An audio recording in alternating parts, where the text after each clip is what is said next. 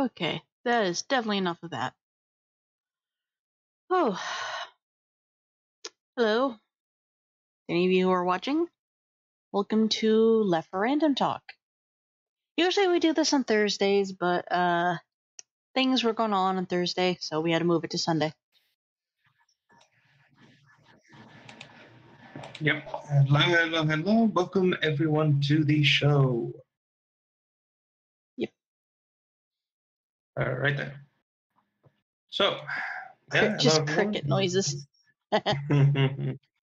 Sorry, just getting my voice warmed up as per usual. So anyway, we are here. We are on Sundays. It's a pain in the ass, I know, but yeah. Things were going down, so. Yes. So we may as well cover the topics today. Actually, one has been changed as of recently due to new information. So that is Walking Dead comic company buys Telltale Games to finish final episode, attempting to get older developers back to finish it. Oh boy. FIFA 18 loot box odds are finally revealed. Chances of getting good characters is actually less than 1%.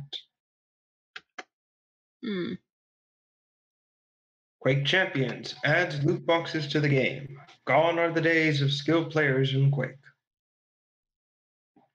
Wow.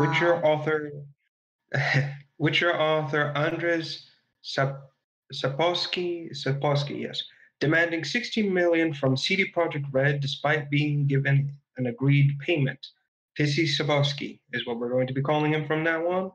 Metro author Dmitry Glukovsky called him, and I quote, an arrogant motherfucker. And finally, Talking Shadows of the Damned, an interesting idea from Suda51, which was butchered by EA.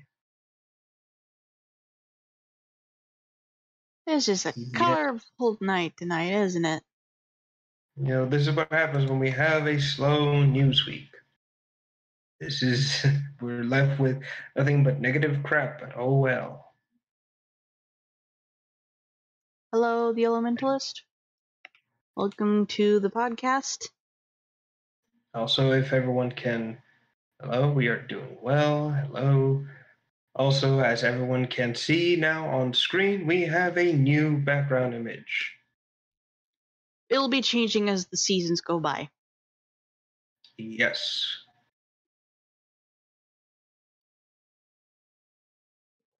But this does mean that the Flower Boy is gone. Yes. Again, we'll likely be updating this crap, and I don't know. I'm thinking maybe as the weeks or so go by, I'll just start making some silly shit to reflect what we're going through whenever we cover a news article or anything of the sort. Yeah. Anyway, so let's get into the first topic of the evening, and that is Telltale getting bought by the company that made the Walking Dead comics. Oh boy. Yes. It has been, well, rather a tumultuous couple of weeks, has it been? Days, give or take? Days or weeks? Days. We covered this last week. Okay, so it's been a tumultuous couple of days as of late for Telltale and the many developers who were laid off by the company.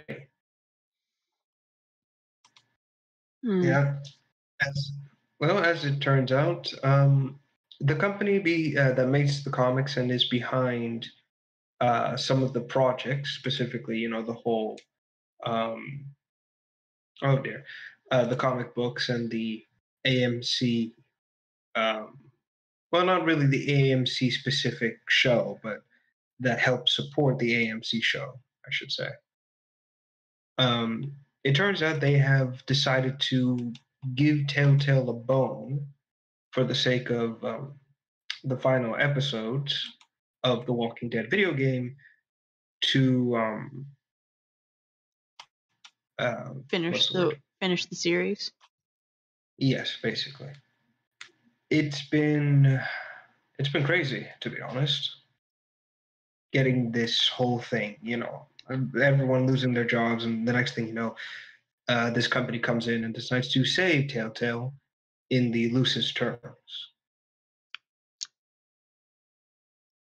Now, does this mean that Telltale is no longer in danger and they'll continue their projects? I don't think so.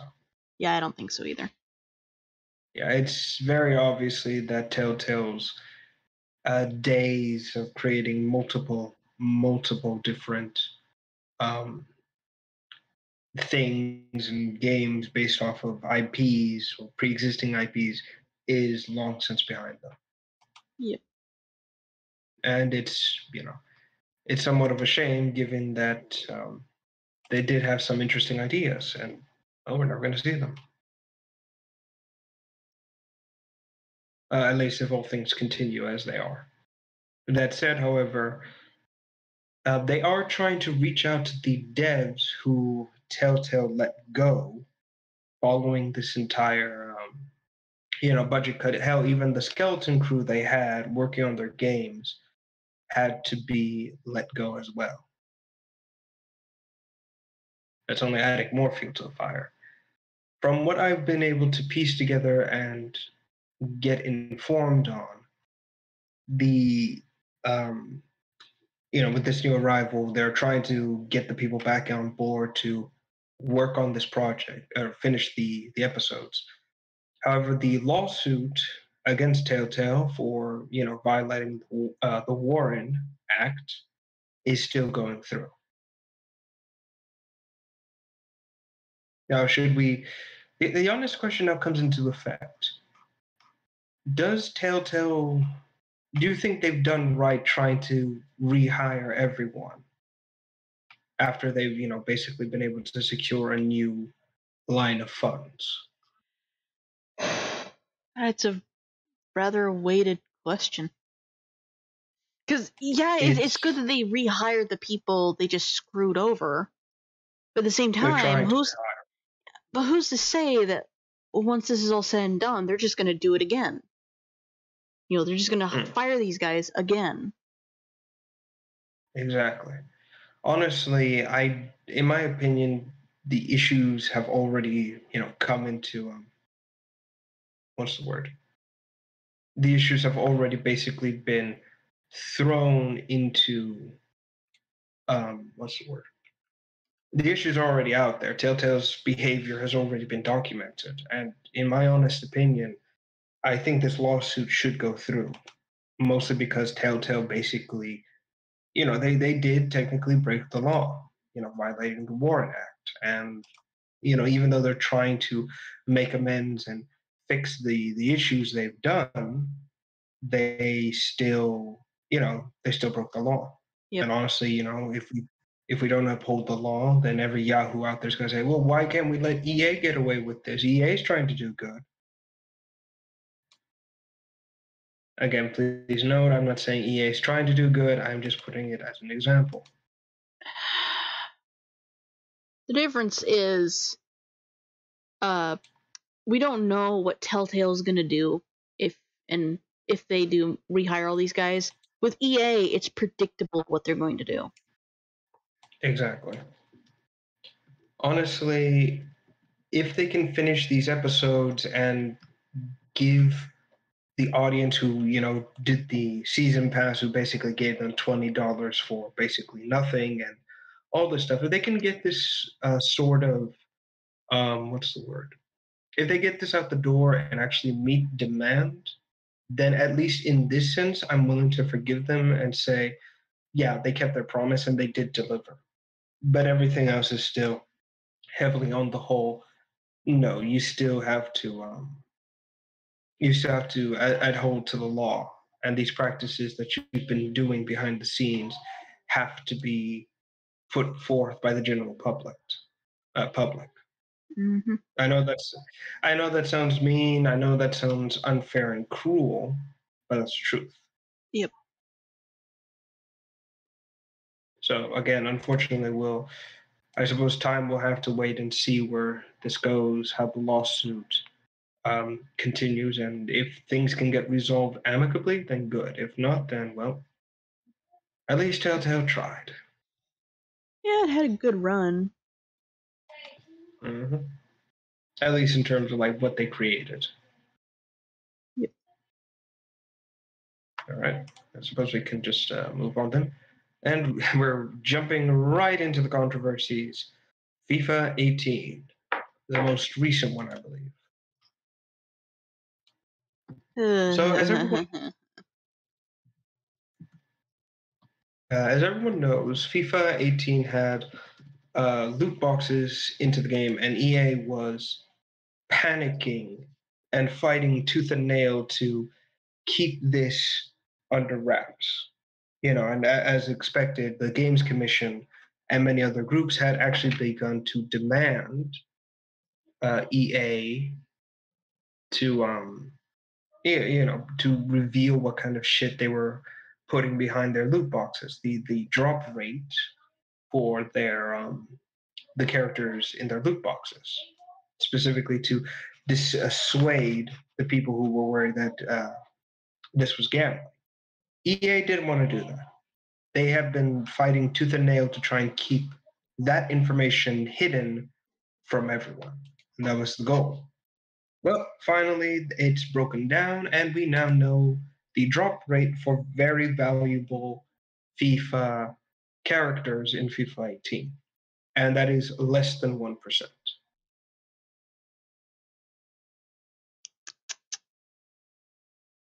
As you can imagine, it's not only that, but it turns out that every character is on, for these 1% loot boxes, it turns out that they are actually on rotation. And it was revealed, not only did we discover what is the percentage and the odds of the loot boxes specifically for this game, it turns out that characters are put on a time limit.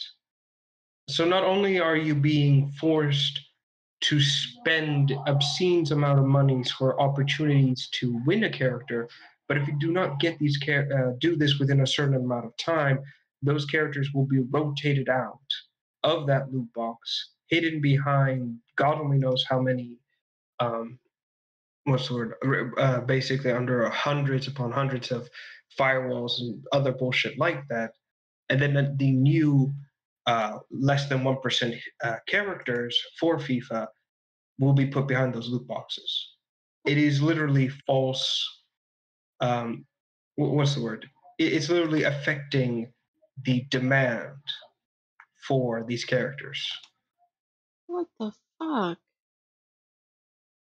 Now we know what EA's true motives are. Now we know what these games actually are like. And if this isn't, go ahead. This is why I like things like Overwatch and Warframe's so-called loot boxes. With Warframe, you have frames and parts of you have like frames and little bits and pieces that are there for a limited time, but that time limit, like once it's done, you still have a chance because it doesn't leave the item. With Overwatch, your time limit is the holiday. It's the season itself. You never know what you're going to get anyway. Exactly. And let's just face it, you don't have to spend money on these things. Now, while it is true that Warframe is, at the time of this recording, failing due to the content drought, as always, they're still going to be around. They're still going to provide shit for people to enjoy. And once Fortuna drops, you're going to see a massive re-explosion of people, just like how Plains of Eidolon did it. Mm-hmm. Whereas this kind of shit is just, no. This is proof that EA is, in fact, engaging in psychological manipulative tactics. This is the proof. And the question now becomes, are people going to ignore the fact that this is true, that the proof is right here, or is this going to be used in the lawsuit against EA? Likely going to be used against EA. And I hope it does. And I know that Liam, when he was here, said, "Oh, this won't destroy EA. This won't have a effect on EA's financial, et cetera, et cetera, et cetera. But the fact that half the world is now a little bit of half of the world is starting to turn on EA, I'm starting to believe this isn't the case anymore. It's not long before the entire world is going to basically gang up on EA and bring it down with all these lawsuits. It really is going to be that. And again, people can say, "Oh, that's not going to happen. That's not realistic." It takes one failed defendant lawsuit for something like this to domino all the way down. It really is. Snowball. The term is snowball. Snowball, I tend to say domino because it is kind of a cause and effect thing. Yeah. I mean, heaven forbid it's the type of domino effect that causes like a machine that's really complicated to switch on a light bulb. Yeah, the Rube Goldberg machines. Insert that annoying music. I think of the movie Robots. Also that. Still, the point remains. Hold on. Go ahead. That was a big part of that movie. Dominoes. Yes. Still, the point remains. This could very well spell the end. And now that we know that the rotation and the 1% bullshit, or less than 1%, is something that exists within FIFA, who is to say that the other games that EA was implementing loot boxes in aren't the same? Who's to say that Shadow of War, Star Wars Battlefront, all this shit didn't have a similar system hidden within their loot boxes, where it is literally you can't get it because we've made it so freaking impossible that you won't get it unless you throw tons and tons of money.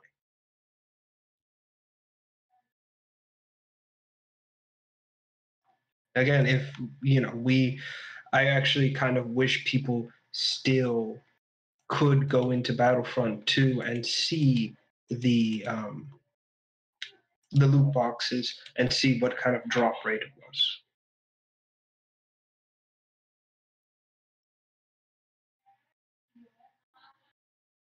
At least in my opinion. Anyway, I suppose, is there anything else we should say about this loot box fiasco, at least in terms of this? I got nothing. Very well. I suppose we've covered that, and I guess we'll move into the next one that has loot boxes in it, and that is Quake Champions. Now, this freaking hurts, and I'm actually going to show the loot boxes they have just to prove a point here. And again, this freaking hurts because I used to be such a fan of Quake. I used to enjoy the old games, but no. Oh, now I remember this game. Yeah, and now it's basically Quake can't survive anymore as a multiplayer only game. It just can't. It can't compete with Overwatch or any of the other games out there. That's the sad truth of the matter. And it is it's dying. It once had a price tag. It's now gone free to play.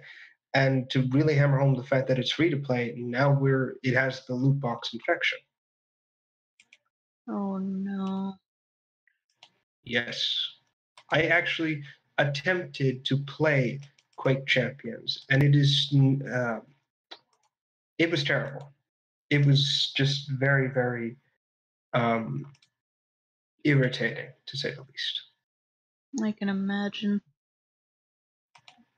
Yeah, so there it all is. The backpacks, as it is.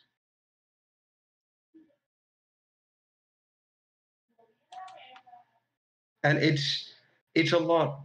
In fact, it's a lot worse because the points you get for Quake Champions is beyond paltry.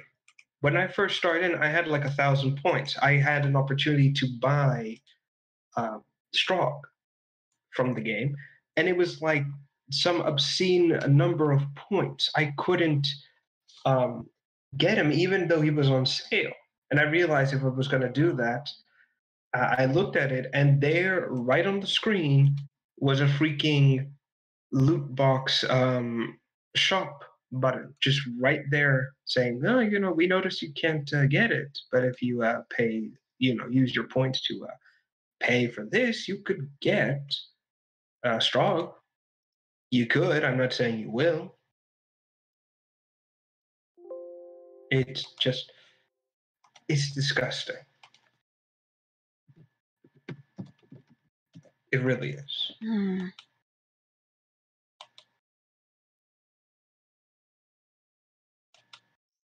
And just not only that, but it's extremely piecemeal as well.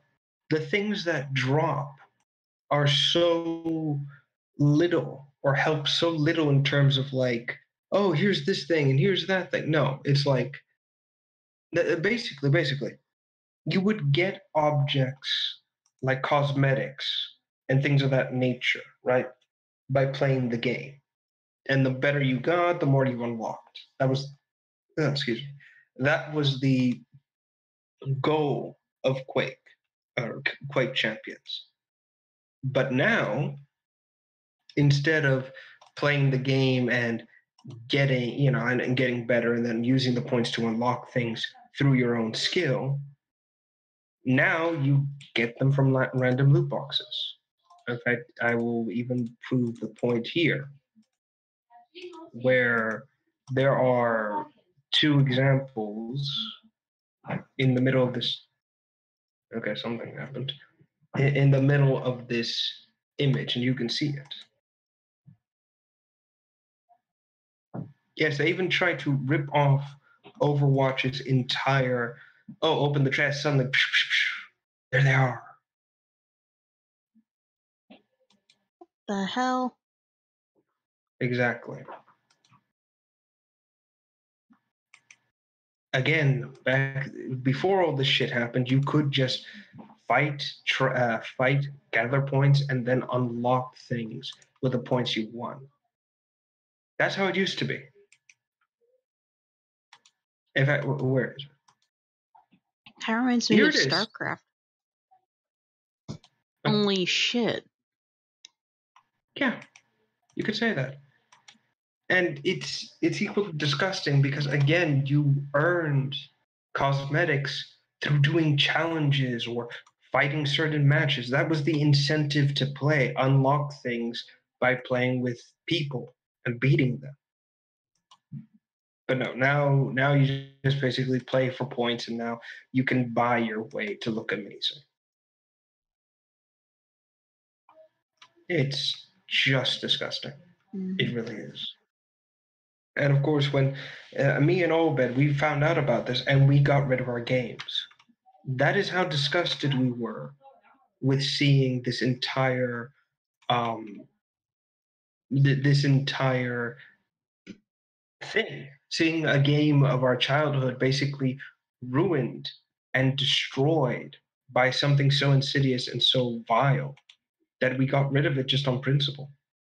And we said, nope, Quake is dead to us. It's gone. We're never going to see another Quake. And it is a tragedy. It really was. Because up until like recently, it was clear they wanted to make Quake like the next Overwatch. They released character trailers with clever things in it. You know what I'm talking about. The straw trailer I showed you. Yeah. Yeah, it was that kind of life. But then we found out about this. It's like, no, it's done. It's done. Mm-hmm.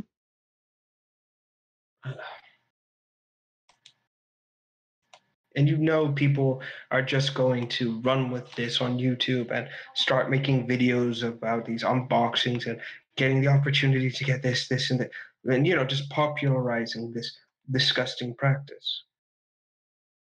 That just ain't right.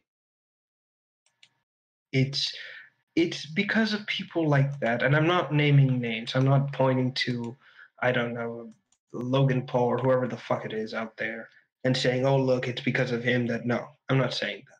But I am putting shade on everyone who's done it. It is because of you people out there, because of your need to jump on bandwagons and make that money and doing this shit, that we have this infection, that we have this problem. And thanks to you guys making it popular as well, now you have the blood, not even blood.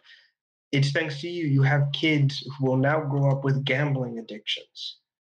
I hope you're freaking proud of all that, $100 you made off of those one videos. Really hope you're proud of that, you fucks. Really am. Yes, I'm just full of piss and vinegar tonight. That usually means that you're in a fighting mode. Yeah. After this, I'm going to go out and I'm going to punch some random person and then go to jail for it. Yeah, we all know he's not going to do that. That you know of. Just turn on cable news one night. Crazy Zaku goes out on rampage, punches random people because he's angry.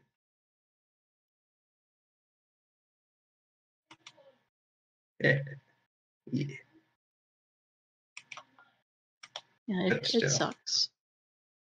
Yeah, this is the tragedy of the modern day multiplayer online free to play. In fact, you know what's funny? People didn't. You remember that one? 1 second, I need to go to something real quick.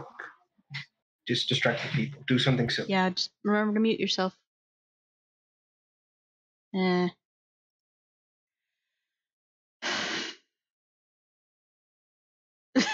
Actually, the Vulpix is passing out behind the burgers. I posed this image myself. I know what's going on. Like, in the background, there's two characters beating the crap out of each other with stun sticks, and it's hilarious. Anyway, I don't like the loot box thing. There are games and companies that do it right, and then there's games and companies that do it wrong. Unturned is actually a good example of a loot box system that is actually not doing bad. I'm back. What did I miss? They were talking about how Vulpix is passed out on the burgers. It's actually behind them. If anybody's in the burgers, it's the little head crab of yours. Yeah. Yeah, but I don't care for the loot box system in general. There are companies that do a good job. Unturned is surprisingly one of them. Unturned is a free-to-play game, so it's understandable that they would have something in their game that would get them money to keep funding it. And the thing is, it's nothing... it's nothing vital to your gameplay. It's just something to make you look pretty while you're killing a zombie. Otherwise, it doesn't increase your damage, it doesn't increase your speed or anything. It just makes you look good. Just exactly. I prefer loot boxes that are optional, not forced down your gullet. Exactly, and unfortunately, this is not the case with Quake. What's the word? This is not the case with Quake Champions. Yes, this is a cosmetic thing, and as far a cosmetic thing for the characters, but this is something they throw in your face. So look at this, make yourself look better, you know. Mm-hmm. And not only that, but a lot of the weapons are. It's the same problem. It is gambling because a lot of the weapons are just better. You're not playing to win. You know, you're not fighting and playing by your own skill margin. No, you're paying to get stronger. And this is exactly the same thing that Star Wars Battlefront 2 had to deal with. And it's the same problem here. Yep. And then just honestly, as far as I despise, you know, this is what I can't help but despise. This is just not right. It really isn't. And honestly, at this point, I'm just tired of it. I'm tired of these loot boxes. I am tired of games like this doing this shit and expecting to get patted on the back. And people say, "Oh, games are so expensive to make and maintain." Well, unfortunately, they're not. They're really not. It turns out that game publishers blow entire loads of money on shit that does not help the game. They just publish it and do shit and then make up bullshit about, oh, how they don't have enough money to cover anything. It really isn't. We've been lied to for years, and now that we see it's a lie, they are still sticking to it in the hopes of fooling the gullible.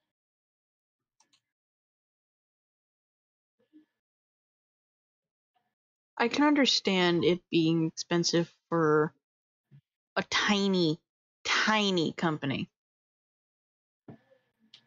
Yes, those that need to do something to survive. To that end, I don't mind it too much. Like, I get what you're saying, but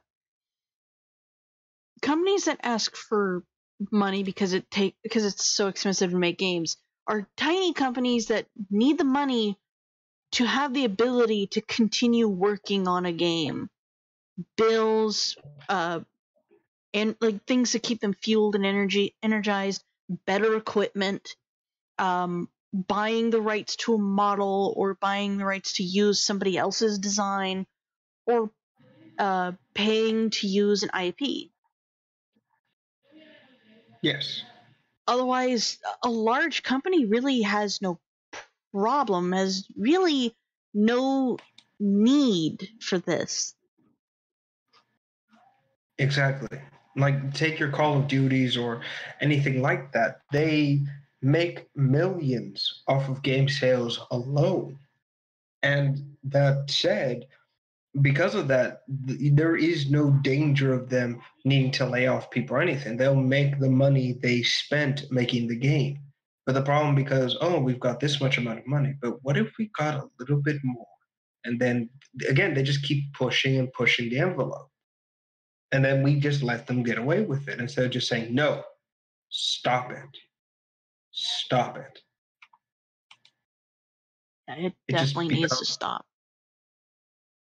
And again, this is why people, and you know what? It is sad. The fact that we need government intervention for this. And I don't want that to happen. Nobody wants that to happen. But the games industry has proven it cannot self regulate, it has no self control. And unfortunately, they need to get, government will get involved.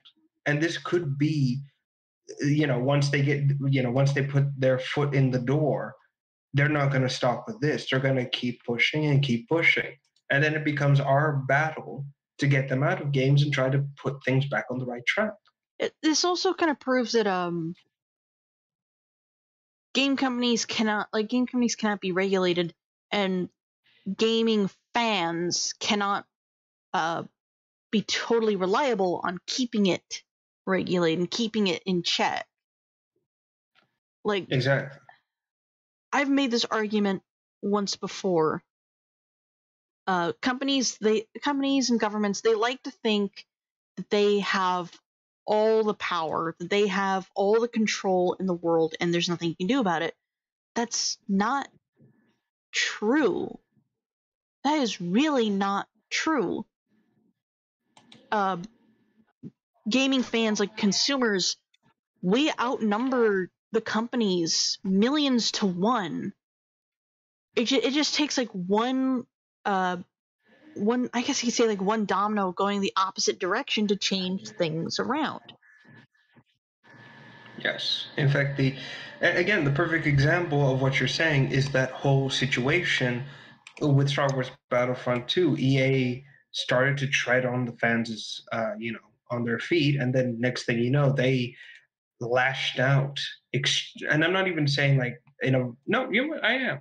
They lashed out violently, and EA was pushed to the back so badly that now it's led to where we are now. And honestly, they freaking deserve what they propagated. And people will say, "Oh, but this is the fair market." This is again, these are casinos attempting to strong arm people. It's like going to Vegas and then being confronted by all these freaking casinos and then being attacked and your money getting stolen. And they say, well, you had the option to not come here. This is another thing that makes casinos vastly different. Well, specifically Native American casinos, vastly different from EA. If you're a kid who's well below the age of 20, they won't let you in. They won't let you through those doors unless you are holding the hand of an adult. And I know this from experience. My dad and I went to a casino over near Seattle to meet a friend at a really cool sushi bar. We couldn't go to the sushi bar because at the time I was like 19, but I looked like I was 12 because I'm so short. And we weren't allowed over there. So I had to. While he went to the sushi bar to meet his friend, I sat in a restaurant next door. And here's the thing: children are not allowed in casinos, and EA is pressuring gambling on children. Exactly. So in hindsight, casinos are actually a lot better than EA. Which is ironic. Well, they're more what's the word? They're scrutinized more than what companies like EA are being scrutinized. That's the truth. Again, the same problem here is that we are looking at a similar situation to like people who do Gmod versus people who do Source Filmmaker. There is a heavy amount of elitism between both groups, and they will always fight over the most mundane or petty shit out there. And this is a similar situation. EA and companies like EA are the same. They don't see the customers as people. They see them as models and resources to be compiled and then used, and they refuse to share it with others. And unfortunately, that's the truth of the matter. Yeah. Honestly, at this point, I just, at this point, sympathy towards like anyone like EA or similar is just gone. No, you're inviting. This is the thing. If you still freaking trust EA to have your best interest at heart, you are basically asking a man with a gun not to shoot you. It's essentially like it's like a guy who has a crocodile who says this crocodile will not bite me if I brush its teeth with my hand. It's going to happen. That thing is going to snap shut on your arm.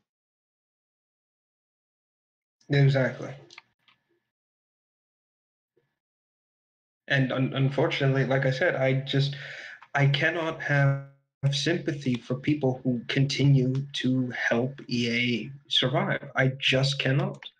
Again, to those who will support EA and make every claim under the sun and fight me with every straw man argument or anything similar to that, then I say, well, go ahead, spend your money with EA, and when you eventually wind up on the street begging to buy for more loot boxes and more DLC that should have been on the game to begin with, then there you go. You reap what you sow.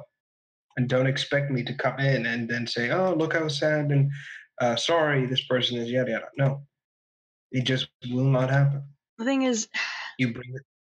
Go on. People like that, you were given warning after warning after warning about what was going to happen. You really do not have any room to complain once it happens, because people told you. Yes. And you were and you're the idiot who decided to keep on doing it because, it won't happen to me. I'm too smart. Well, you really weren't. Derp, derp, derp. No, you were the dumbass EA is always banking on. Mm-hmm. I got so much rage right now. I think it'd be smarter if we just moved away from this topic before we continue to shout out like rude things towards people. Yeah, we're not talking about our fans or listeners. We're not talking about that. Yeah, we're talking about all the the others. thing is, like, we're saying all this stuff. We're not threatening anybody. We're not trying to be mean to anybody. We're just pointing out, you have all these red lights pointing at EA and the stupid things that are going on. And Yes. just brutal honesty, we are not liable for what happens next. We pointed it out. There are a lot of other shows that pointed this out. And if you can still, if you still fall for it, oh crap, that's on you, not us. Exactly. We put the warnings out there. We talked about it. It was up to you to listen to them or not. Again, just like what Alex Jones said, I came knocking at your door 1,000,000 times, and you still laughed at me. Mm-hmm. Well, who's laughing now? But yes. All right. Also, note to self: we need to find something to represent EA for our Other than the background hazmat. ship. Yeah, other than the hazmat, just for our Gmod images specifically. Oh, I got a perfect image for what's going on right now. Oh, good. Yes, people are dumb. Meep. Exactly, just meep. Oh gods. Good, it's catching on. It's catching on. I was on the plains in Warframe, I think 2 days ago. I was trying to get some minerals and stuff and just relax. And I had like 6 or 7 boy moments, just like the deep inhale thing. Because I had Dargans shooting at me, I had the random scouts walking up, and I had ghouls that just suddenly appeared, all while I'm just not bothering anybody. Just, boy. Exactly. Yeah, we definitely need to move away from this topic. Oh, definitely. Oh, look, it's going to go into more anger. Exactly. And we're moving right into the next topic, which our author, Andres, or actually, let me phrase that. Which our author, Pissy Sabowski, and is attempted to get 60 million from CD Projekt Red. Oh boy. So basically, as of late, in fact, no. You know what? Let this basically summarize this entire story in just a few short words. And yes, that is the author on the right. No, we are not doxing or doing anything to the man. Not doing that because his face is public.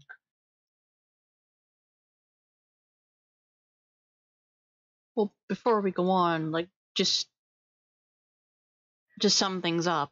Who are we supporting and who should we ignore here? We are supporting CD Projekt Red, and we are ignoring this fat fuck. Okay.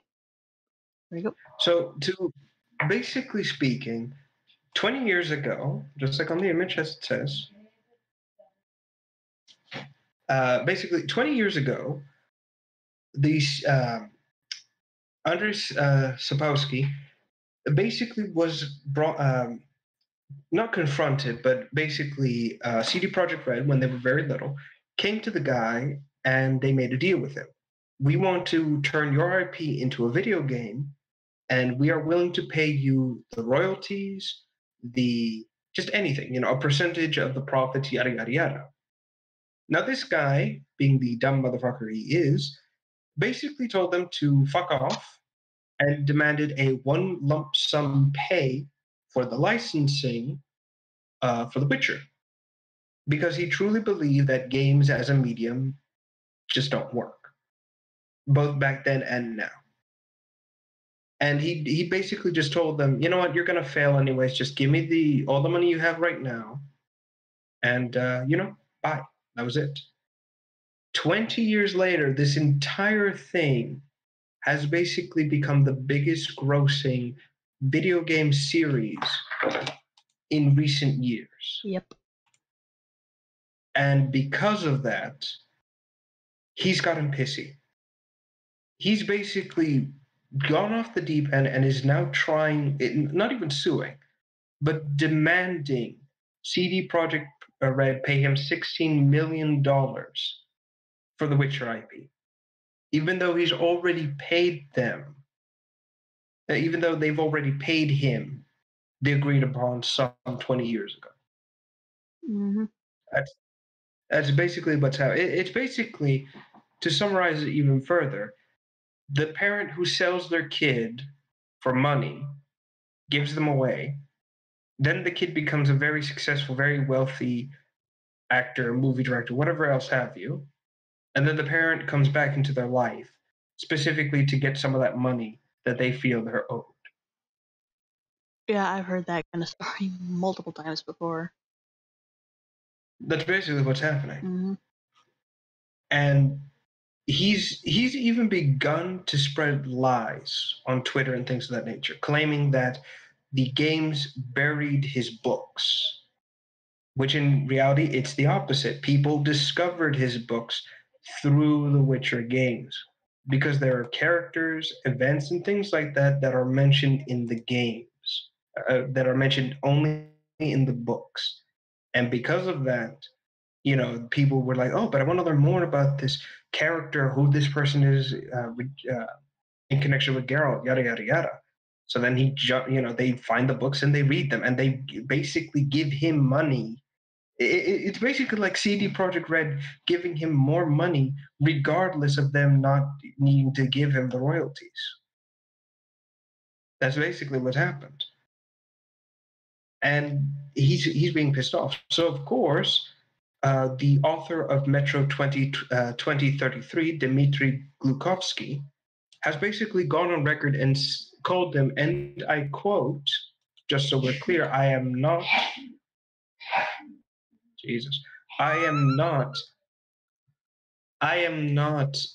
saying this, and this isn't me putting words in the guy's mouth. No, he said, and I quote, he is an arrogant motherfucker. And it's true. Because, again, Dimitri had the same thing, where his books were relatively unknown.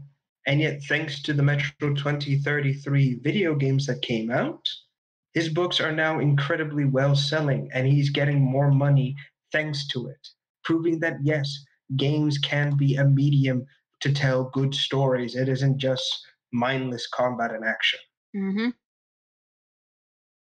But of course, this dumbass doesn't want to admit it. He doesn't want to admit that he betted on the wrong horse and now can't make anything about it. Hell, he could have even gone up and asked them, look, we've worked this out. Can I get more money for my, for the licensing, yada, yada, yada. He could have done that. But instead, he's basically come out and has started demanding this from CD Projekt Red.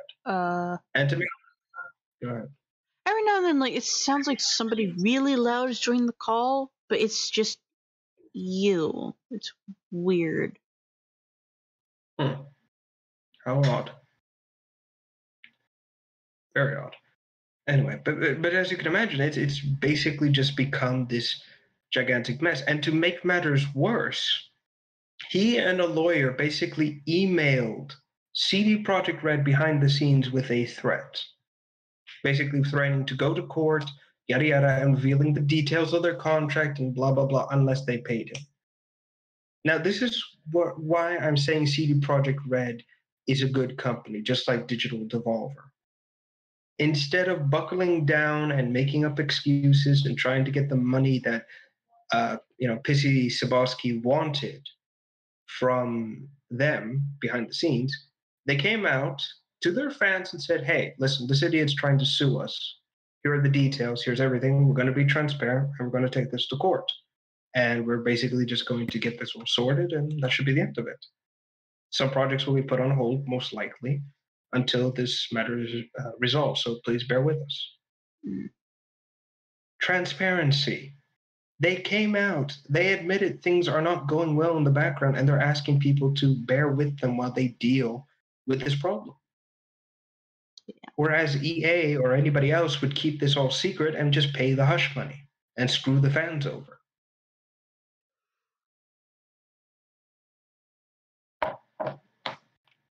honestly, and unfortunately, due to I don't remember the country they're in. I think it's Sweden, Belgium, or Finland. I think it's Finland. I can't remember right off the top of my head, CD unfortunately. Project Red? Yeah, can't remember where they're based in. Let me look. All right. Hopefully we can get this sorted so we know exactly what's happening. Actually, while we're at it, let me check the details now because it has been a week and a few days. So, Oh, it hi, is Liam. Hello. Hold on, let me check. Polish. Yeah. That's it. Okay, here we go. Let me check if it is fucking Rat is losing her mind. No, so far, so it's still in the air. So nothing has happened since this is broken news. Oh, That's it. A lot. We're basically on our last two topics of the evening. Oh, shit. Sorry, I've been downloading a freaking game, so, you know. It's fine. So, yeah, so basically what's happened, sorry, not what happened. So basically at this point, nothing's happened, but unfortunately Poland's copyright laws are more relaxed, more different than they are here in the US. Oh, and, you're talking about that. Yes. And basically, as unfortunate as this is going to sound, Pissy Savosky still holds the copyright and still has the legal right to ask for more money. However, the amount he's asking is what could more than likely ruin him in the court case. Because this is well over double than what he's asked, what he agreed to.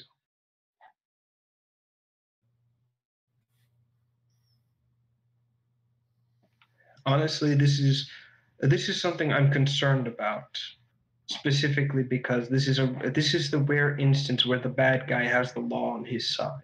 Yeah. And if they can't get the right lawyers, if they can't get the right lawyers, and if there isn't a strong enough court case against Pissy Savosky, then he could win this and he could be entitled to the money and basically tank the entire company in this single move. And again, they don't have EA's money. They don't have EA's money either, or the type of money EA has. So this could end CD Projekt Red, and I'm hoping it doesn't.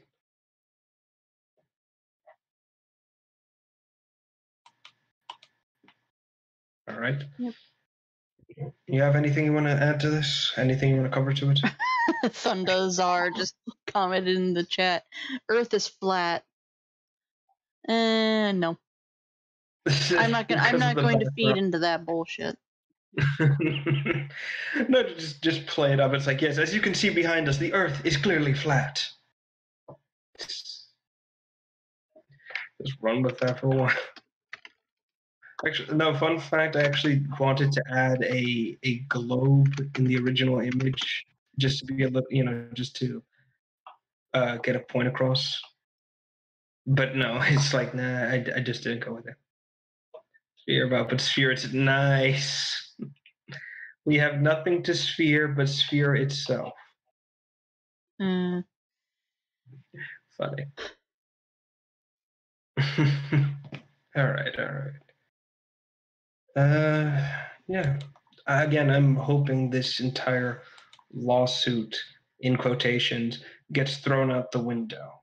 And I hope people realize, no, he's basically asking for more money, even though he agreed to the original price 20 years ago. I'm actually just now noticing how fucked up that map is. Really? Look at it. That is messed up. What is going on?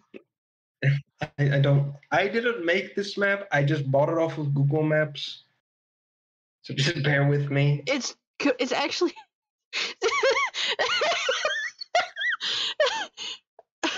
the United States has been flipped to look to the left, while Europe and Asia are just fine, but Africa has been scrunched up against Japan and then flipped to the right. This is the map people, modern day people want, basically. They believe this is what the map should look like, even though it's fucking wrong. Wow. Africa is truly the origin points of the oh, man. Of course you wouldn't feel the roundness of the Earth. You're fucking tiny compared to Earth. I do not feel the roundness of the what boob. was that bit from of the Earth, the giant blue boob marble?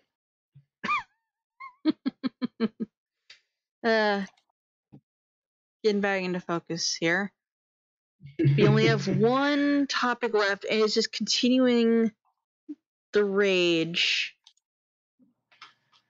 Yes. This is a very ragey episode. Episode 24, the raging. Yes. So as everyone, so basically as of late, as of late,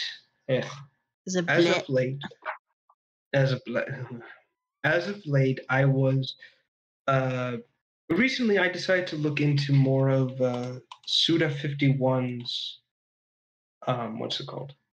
Suda51's other games. You know, mostly to oh Lord, what's the word I'm looking for here? Mostly to see what he's done, you know, because I've always heard about his other works and I became curious. So I looked into some of the latest works he's done, basically Killer 7 and Killer is Dead being two of them, which, by the way, that's going to be a topic for next week, trying to figure out what the fuck is going on with Killer 7. Trust me, it's going to be interesting. However, I looked into Shadows of the Damned, and I discovered, horribly enough, that it was basically Suda51 basically approached EA, and his entire idea was ripped and warped horribly to fit the EA-ism of the time.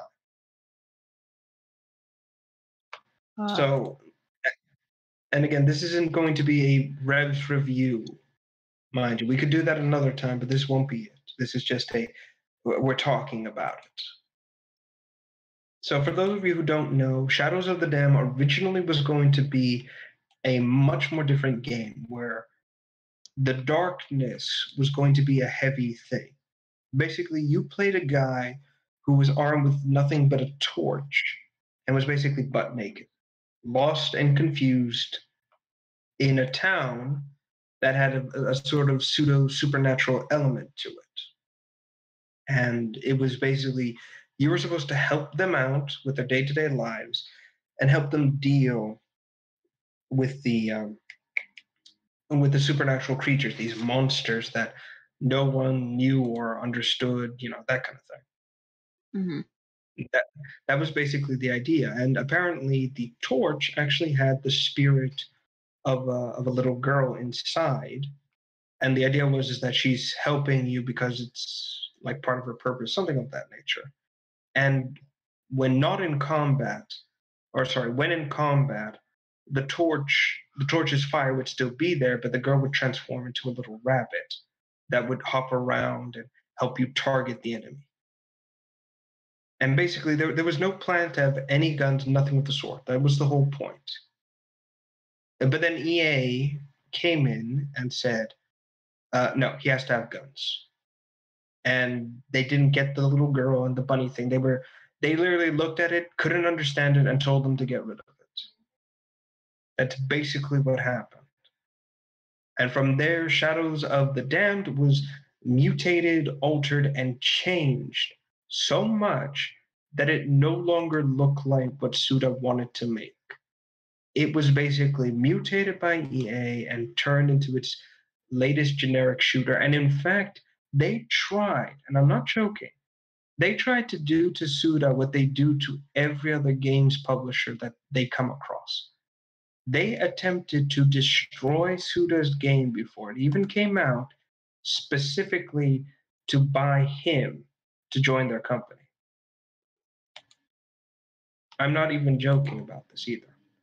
Now I am going to be I am going to start showing some what's the word, concept art that was going to be for the game, for the original one, which Oh, isn't goody. unfortunately not a lot of the original concept arts exists, which is sad. Again, EA did everything in their power to bury everything that was original for the sake of something generic. So the original name of the game, by the way, was called oh lord, hold on, I need to like look at this. Kurayami, Kurayami. That's it. That was the original the name of the game. And again, it was going to play off with this whole darkness aspect, memory loss, kind of an almost what's the word? An almost oh god, it's in the back of my mind. Detective sort of novelization. That was the original idea. Noir. And it's very noir, yes, but also with a speck of supernaturalism to it. That was the plan. And as you can imagine, it just slowly. Again, this is something Suda likes to do. He loves the horror noir. Not noir. The horror. Oh god, it's in the back of my mind. The horror, mystery, supernatural aspect. He loves adding them into his games. And again, as much of a clusterfuck as his games can be, it was interesting. It was very interesting. So yes, as you can imagine, Shadows of the Dam just mutated and transformed into something that just could not be his original idea.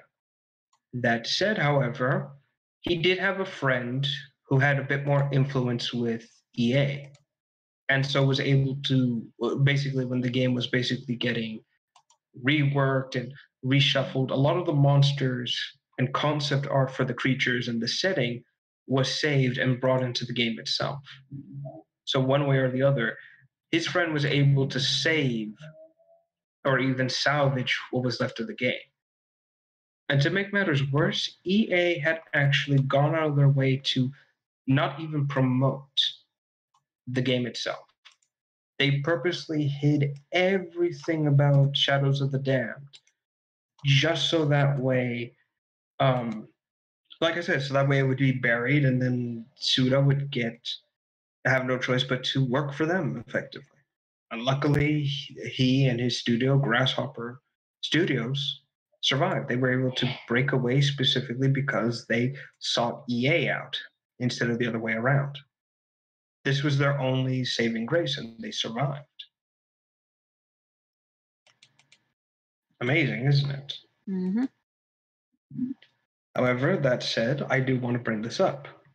The original concept, Kurayami, survived and was later adapted into a comic book style manga thing. Unfortunately, it's not the same thing, but it carries a lot of the elements Suda wanted to use in the game, in the early version of Shadows of the Damned, into this. It looks nothing like the original idea, but it does look interesting. It's called Kurayami Dance, which we might as well put the image of the manga up so people know what it is. Actually, I think I probably shouldn't, specifically because there are eyes, and I don't know if you'll be able to Nope. not look at them. Please, nope. Yeah. I'll try different cover arts. If I can find one, that is. Yeah, look, the point is, it's very odd, very unusual, and very what the fuck. Again, it's more like his typical, let me do a lot of acid and then see what happens. So That's he basically he took away the swimming pool, instead grabbed the tablets. No, basically, here's the thing. Where Hideo Kojima has his swimming pool full of crack cocaine and everything else in it, Suda just has an entire spice rack filled with nothing but LSD and acid. Oh, so he's got the drug rack. Yeah, he has a literal drug rack which he uses to put drugs in his food and then just eat and then watch the pretty lights just appear and disappear in his mind. Cocaine. Also, No. I saw the first picture you did there, HH. That is awesome. Although I have to ask, why is the rhino tabbing? I kind of wanted a punk Rev, so it took him a second. Anyway, beyond that's basically it. Unfortunately, Suda is still doing well. He is still doing strong in terms of his games. It's Suda. Yes, which is funny again because his most recent one is a free-to-play game that's out there right now and has no fucking loot boxes or anything of that sort. Yay! It's a tough game, but one you can beat on your own, believe me. And that one is called Let It Die. Yeah. Also, I need to also bring this up as well. Suda has a thing for Mexico. He really does. It's Suda. Well, no, I mean this is I'm not saying in terms of like, oh, it's a weird fact. No. I'm just saying every time he makes a new game or creates a new game or anything of that nature, he always sneaks in Mexican stuff into it. And I don't mean like something.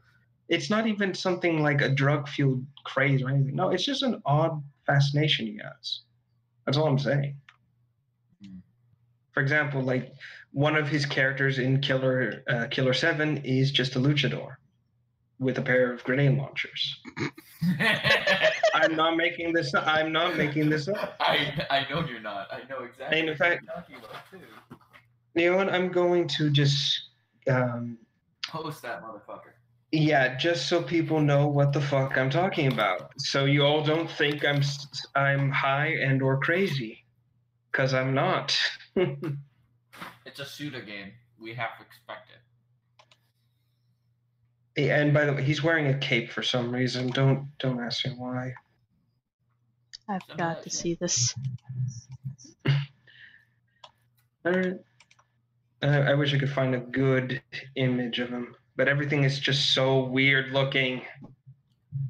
It's Killer 7.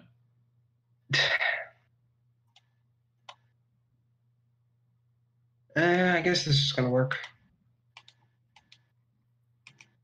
Again, sorry for the quality of this image I'm about to show everyone.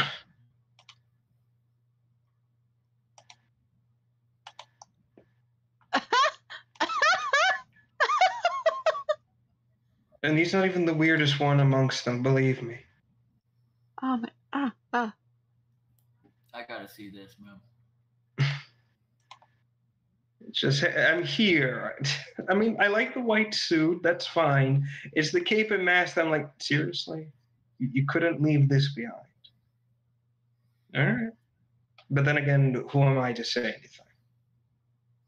Mm-hmm.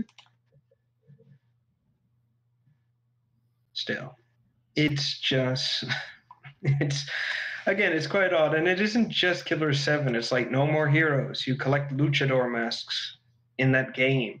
You know, Shadows of the Damned, Mexican protagonists. It's like, why, man? What's this fascination with Mexico? I want to know. I mean, I'm willing to believe he's just a fan of Mexican wrestling. I truly believe that's just it. Nothing wrong with that. Yeah, that's fine. Yeah, that's fine. I'm okay with that, to be honest. It's just I wish I knew what the hell, why, you know? It's like, seriously, man. Okay, we're good. All right, that was all. But yeah, like I said, it's, like I was saying, basically, Suda survived from EA's attempts and is still going strong to this day. So the black pit that is EA is something you can escape from, if you know how. Mm-hmm. Yeah. Hang on. How long in have we been going? We've only gone for an hour. Jesus Christ! This would be the shortest show we've ever done. Yep. Quick, do something for filler. No, just I mean, we could squeeze something else in if we wanted to. Well, I mean, HH has been doing the art stuff, and that's actually pretty cool. Oh yeah, the Minecraft stuff. Well, I was talking about the Gmod. Oh yeah, that's I'm like, as we've been talking, I've been looking at like Minecraft wallpapers and just tinkering with them. Mm-hmm. All I have to say though is I cannot wait to see what you do with mine.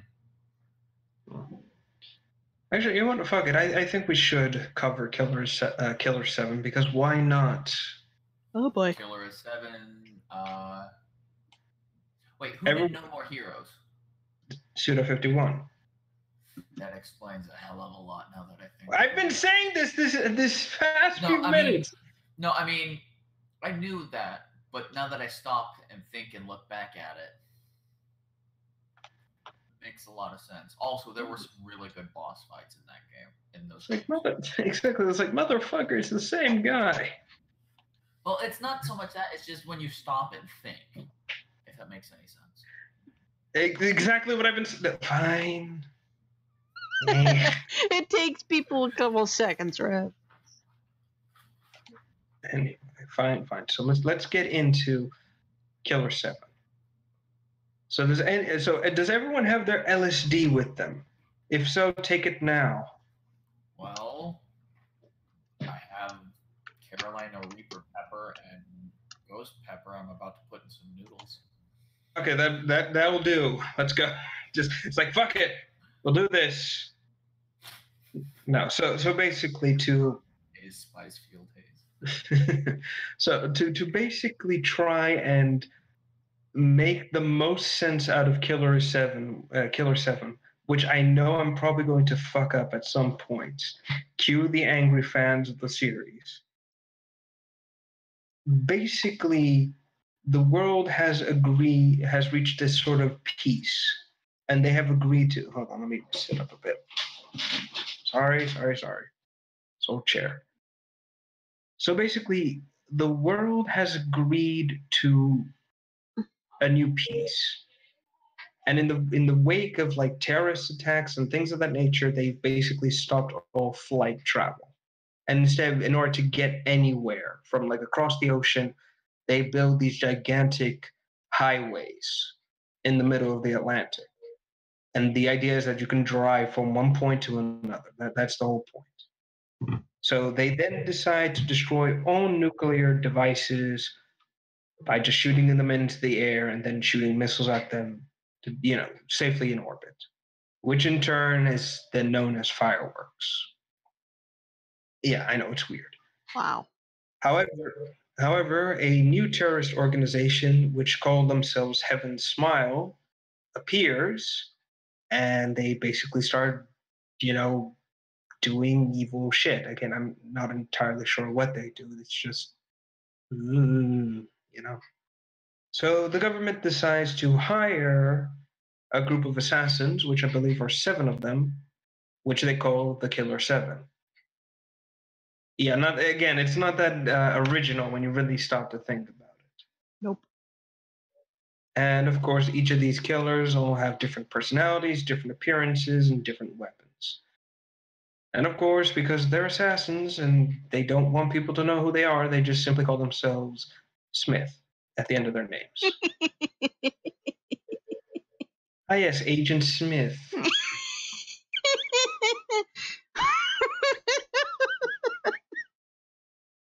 I'm thinking of Monty Python. Well, the funny thing is the luchador is actually called Mask de Smith. I know, it's funny. Oh my god. So I'm just going to put them here, and this is all the killers, basically. I don't know any of their names except the black guy, which is just Garcia. Smith. and the guy in the wheelchair is Hammond Smith. Again, their names are here. I could probably go into the Wikipedias, but I don't want to. Very interesting graphics, I have to say. Oh yeah, it's very like cell shaded and crazy. Anyway, each one of them, their job now is to basically kill the Heaven Smiles with all their weapons. Turns out the Heaven Smiles are also something rather unique. They're not human anymore. It turns out there's some sort of creature that, because of basically they're created with nothing but pure ecstasy in their bodies. They literally can't feel any other emotion other than happy. And their jaws represent that. As they mutate and transform, it basically just rips their jaw and refuses it into a smile. That said, however, they explode. And there's apparently one thought granted to each of these creatures in their life, basically. And that is, one smile must kill one human. Again, because they have an explosive organ, kind of makes sense. And of course, the game does have like different versions of the smiles. I could literally there's like over 20 different species, and I could spend an entire hour just showing and talking about them. But That guy's we don't have that. creepy. Oh yeah, and apparently they can talk too. Oh. Yeah, it's pretty scary actually when you think about it. So of course, the point of the game is it's a third person. Might as well talk about the gameplay. It's a third person shooter style game, except it goes into first person to take out the smiles. Basically, you have to target a weak point and shoot them. They then will die instantly and turn into blood, which you then use to make bullets, specifically to kill them. It's the only way you can take them out. Again, I like the idea. In fact, it's very creative, if you ask me. Actually, here's a perfect example of this. Right. Sorry. Just getting the image. I have decided to add to my spice trip out. Good. Anyway, so basically the killers also they have, and I'm not kidding, they get assisted by ghosts. I'm not joking. Well, apparently, oh, go ahead. Apparently the ghosts have been killed or killed by the killers, something strange like that nature. They appear, they're very transparent. They have no eyes for some reason. It's just black void where the eye used to be. And they talk in the most disturbing, distorted voices I've ever heard. Like, how would I put it? It's like talking and then adding static into everything. I was about to say static and reverb. Yeah, to hell and back. It's so bad that you cannot understand what they're saying. So they actually had to add subtitles underneath them so you could follow along. So I have a quick question for you. Shoot. Have you talked about the crazy Afro Man? Afro Man? Oh, not yet. I know who you're talking about. Not yet. I was getting there. Here's an example of one of them.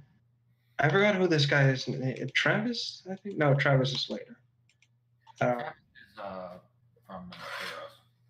No, he's also in this game. It's not the same guy. It's just the guy who shares his voice. Are you cooking right now? Nope. Mixing things up.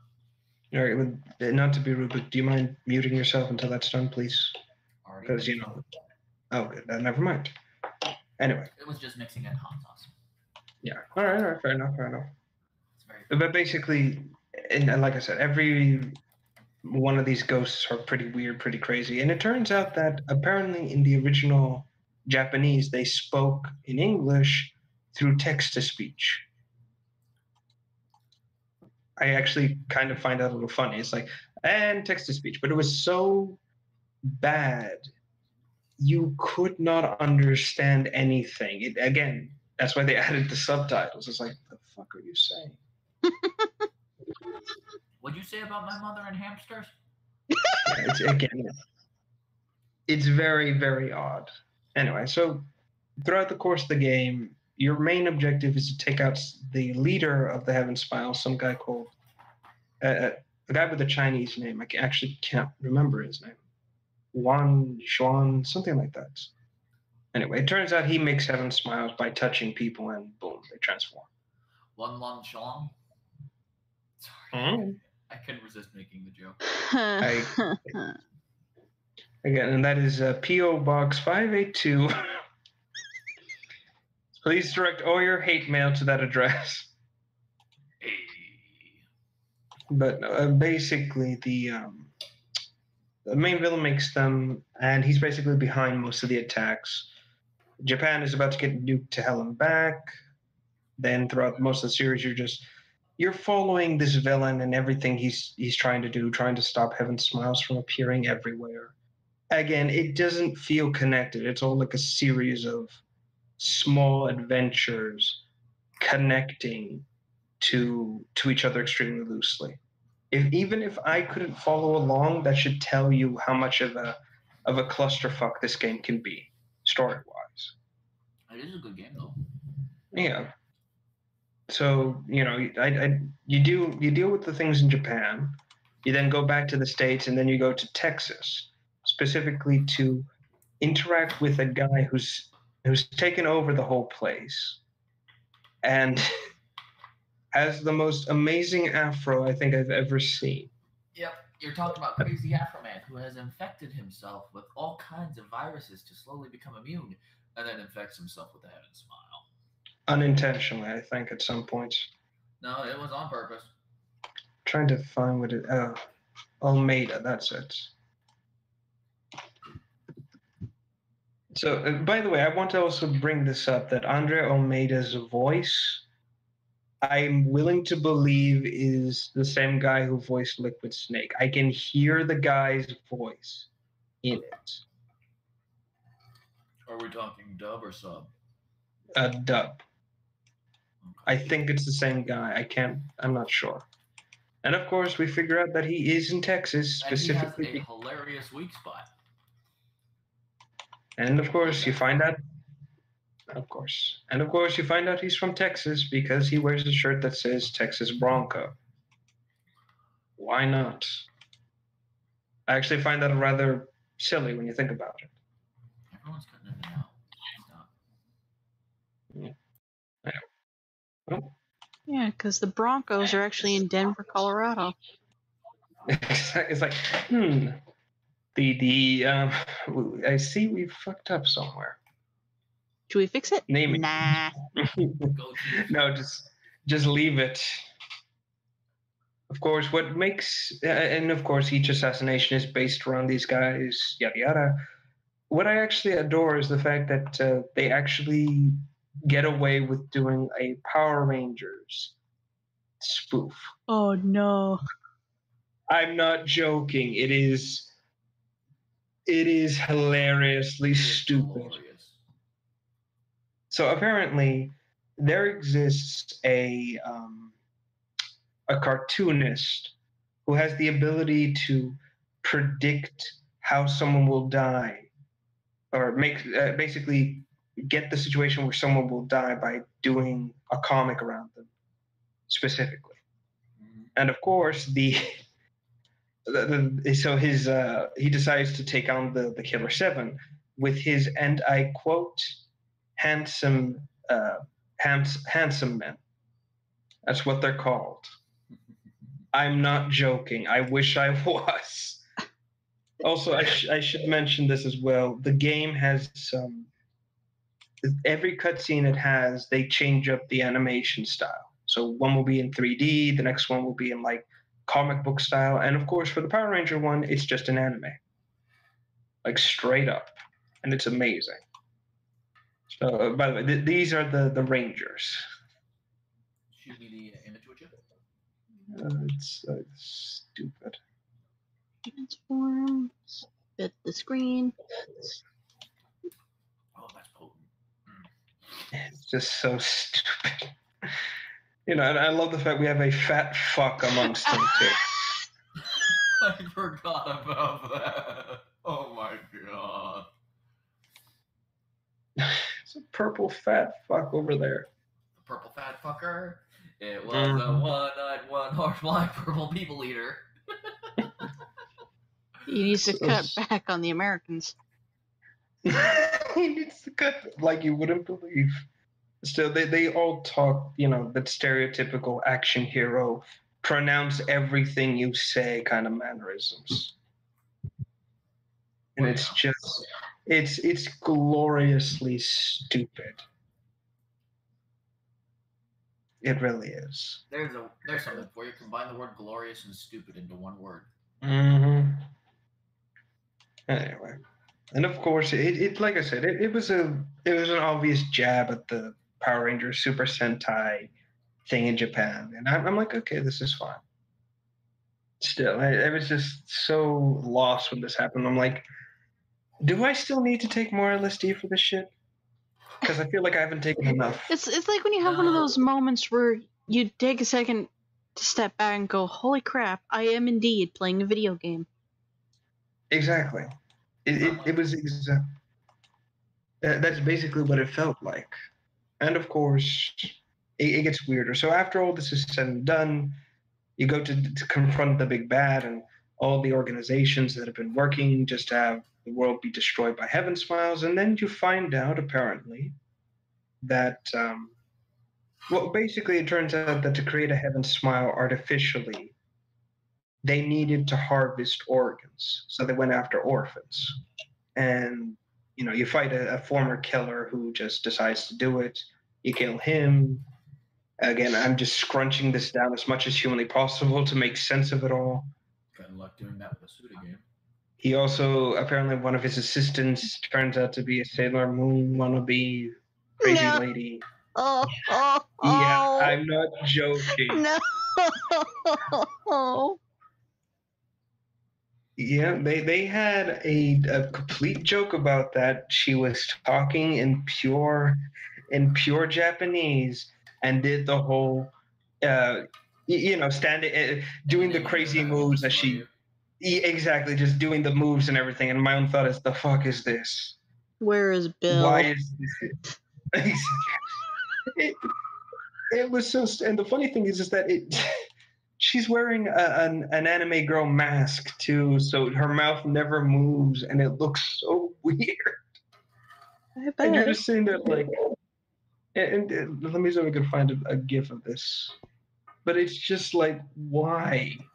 Why are you here, and why are you in this game? Did I reality? What's with this lost child? Lost like, sexy child. Did I just pop in a freaking like South Park gag reel that just never aired? Is this what's happening? Feels like it.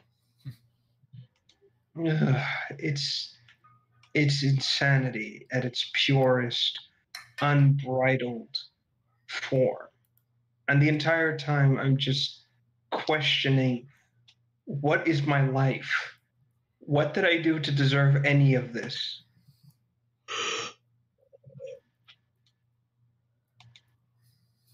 It's just odd. It's a Suda game, you know? I know, but even then he has some semblance of normacy. Well, I will say, well, Killer 7 was insanity. No More Heroes was pretty good, though. No More Heroes made sense. This does not. Okay, but how does it compare to the craziness that is Conquer? No. It doesn't compare because Conquer has sense. This does not. No, Conquer is self-aware of its madness. Yeah, and it embraces it. Not only that, but like I said, it towards the end is when it really just finally says, you know what, fuck it, I'm done. We're leaving. And by that I mean, you return to a hotel, you deal with the big bads, and then you make a shocking discovery. It turns out that this entire time, you've not been playing 7 different people, but you've been playing one, the black dude. personalities. Exactly. Basically, Garcian, and I'm not, by the way, I'm not joking. So apparently, again, I wish I was joking about this too, but it turns out that Japan wants to take over America because they're so out of power compared to the world. So they basically started setting up indoctrination centers in American schools with the goal of influencing elections so that way the children would vote for people who were more sympathizing towards Japanese policies and things of that nature. And yeah, but it turns out Garcian lost his mind due to the brainwashing effects, instead killed the principal, who is actually the leader of the Smiths, the guy in the wheelchair. He then tracked down the Smiths at the um, hotel that you've returned to, and then one by one kills them. But then once he gets to the roof and once the brainwashing finally wears off or he snaps back to reality, he realizes what he's done and so attempts to kill himself with the same gun, shoot himself in the head, but the bullet doesn't kill him.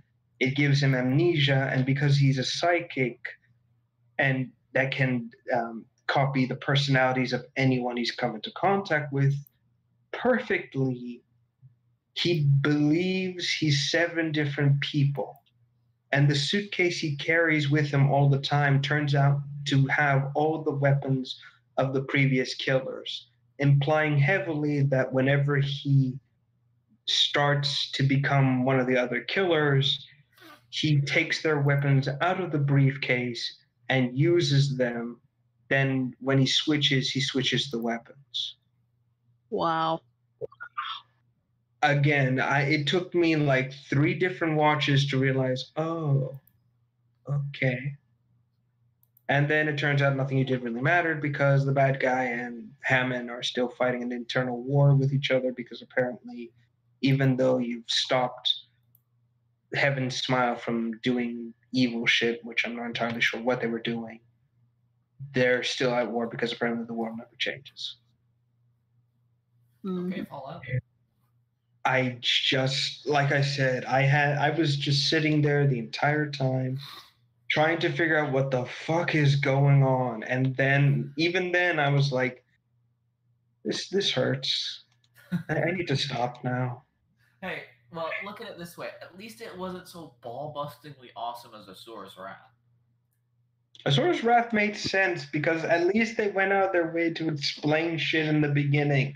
This is just madness for the sake of madness. Yeah, but still, compare the two. It's madness for the sake of madness, but it's relatively grounded madness. Kind of, sort of, maybe not. It's not. It's freaking not. In fact, this is you have someone who impales a person and stabs through the fucking planet. Yeah, but again, this is the case of they're like god machines. It makes sense there. It makes sense, but it's still so fucking ridiculous. This is... No, here it is. It's ridiculous for the scale. Yeah. The Killer 7 is just... It's insanity. You have to sit there and try to make sense of everything. And then... Hopefully not go insane. Well, here's the thing. Killer 7, as it turns out, there is a bunch of supplementary material in the game that you can find. And it's like 3 to 4 hours, maybe even days worth of information. Like, for example, an interview with the guy who helped create the Heaven Smiles and how he basically became one, even though he was promised to be like one that had its sanity. And like I said, it's just a lot of crazy shit like that. And you have to, if you wanted to make sense of Killer 7, you have to sit there, read all the supplementary material in the game itself, and even then, after everything is said and done, you have to go and talk with other people who have experienced the game to try and make sense of what the fuck just happened. And I'm not saying this is entirely a bad thing. No, far from it. I think it's clever. It's just, it could have been done a lot better than what we got. That's all I have to say about that. It's just, and again, like I'm telling this to everyone watching and listening to our show as we speak. And this is me condensing everything down into something digestible. Imagine sitting there like I did and watching this thing from beginning to end and still just questioning what the fuck is going on. What happened? And why am I still here? Again, this has always been Suda's thing.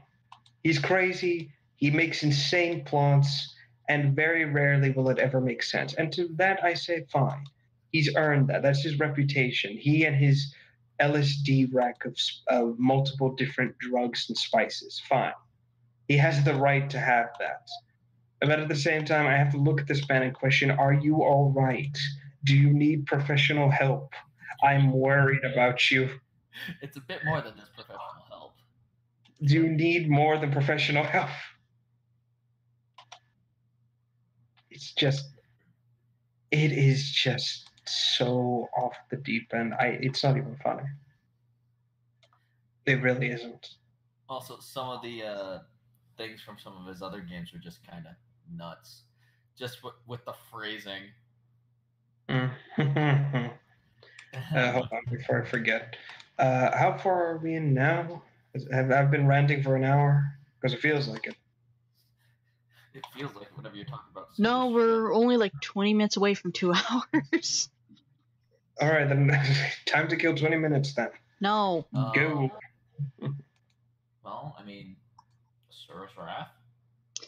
No. That would be for another time. It's just like, again, just this is just all about like Suda's insanity, just for this, you know. Okay. I get it. The guy has admitted more than once that he's like, he loves punk rock. He's that anarchistic, insane man. That's fine, you know, I respect that. But at the same time, it's just, how long can you sell games on insanity before people start going, no? Well, I mean, it seems like. I mean, it seems like. I don't know. It seems like this. People like it. I mean, Yeah. it became a cult classic. Yeah, we're a cult classic on its own merits instead of like, you know, The Last Jedi, where people will still hate it. It's severing expectations in my fucking ass. Oh yeah, I forgot. There was a character in the game who was an old man in a wheelchair with a sniper rifle. I was talking about him throughout the whole thing. No, I know it was the guy with all the different personalities and stuff. Yeah. And again, like I said, it isn't just like the crazy ghosts or anything. Like, hell, even part of the game, I kid you not, you get help from a depressed, severed head. I'm not joking. She's just there. That is the best kind of help. And it's weird because she talks about her life and shit of that nature and how bad it is, and yet there's no explanation as to what the fuck this is. It's just, hey, I'm here. What up? Hell, she even talks with like, it's weird. She just appears in random places, like in a box or in a dryer or underneath the staircase. So you just open your washing machine to toss in a load. Hey, how's it going? Oh, hey. Exactly. She even says that she enjoys it because tonight is the night for a dryer. It's just what? What is this game? The spin cycle. It's just. It's so much why. Again, she. I'm even just going to show it because why the fuck not? It is just lunacy. For the sake of lunacy. I have to see this again. Just why? You know? Who puts this person? Just who's brought the head back from the underworld? And more importantly, why? Gits and Shiggles?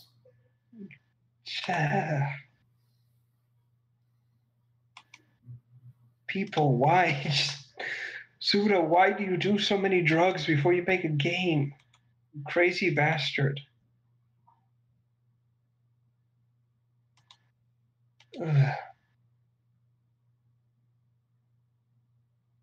I think we've covered everything for Killer Severin and Suda at this point. Also, before I forget, yes, he does share the same name as the Cephalon. I just found the picture of the mask. You know what I honestly wish would happen as just a joke in general. Anyone can make this. I'm not saying it has to be, but it would be hilarious that in Warframe there's Cephalon Suda, and then there's just a small, completely insane cube just called 51. That would be amazing. Yes. Just run with that. All right. I think we're good. I think we've covered everything.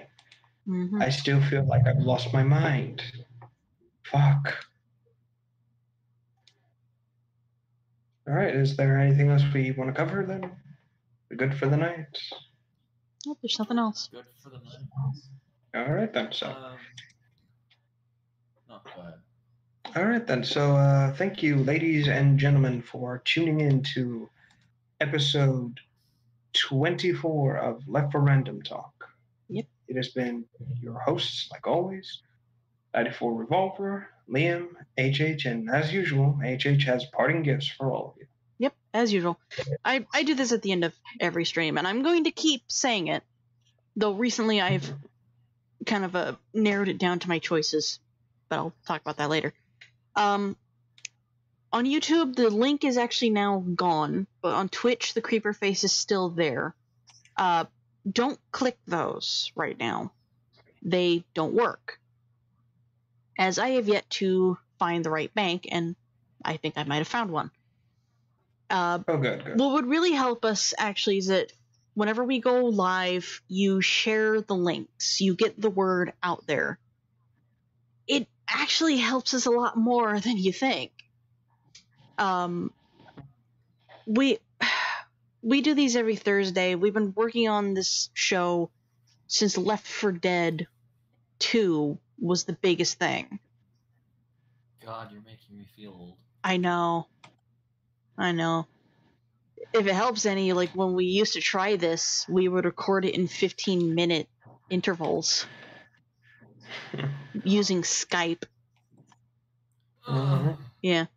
But no, sharing the links when we go live on YouTube and Twitch at the same time, it helps us out.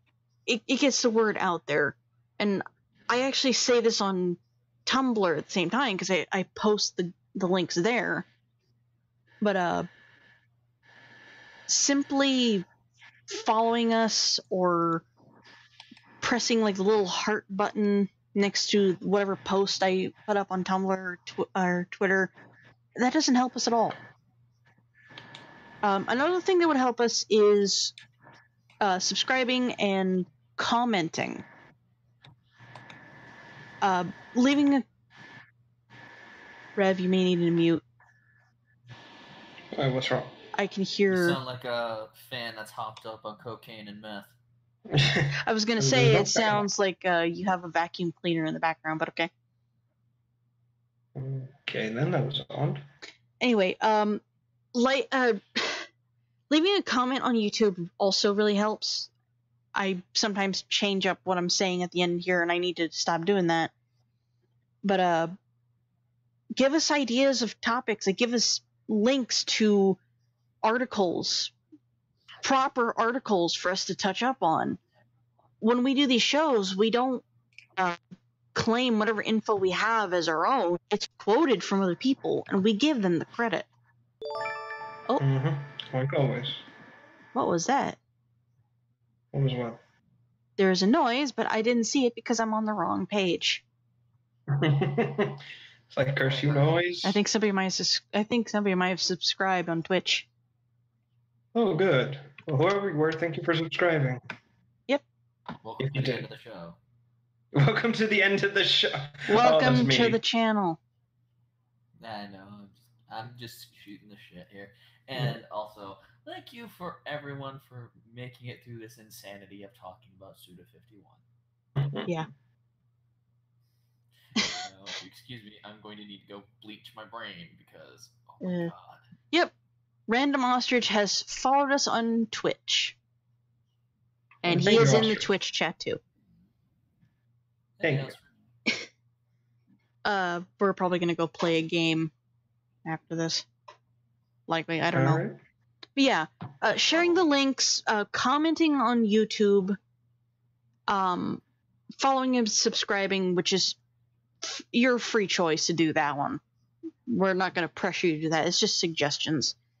It'll help us out, because Rev gets all the information for the show while I have to set it up, and I have to film it.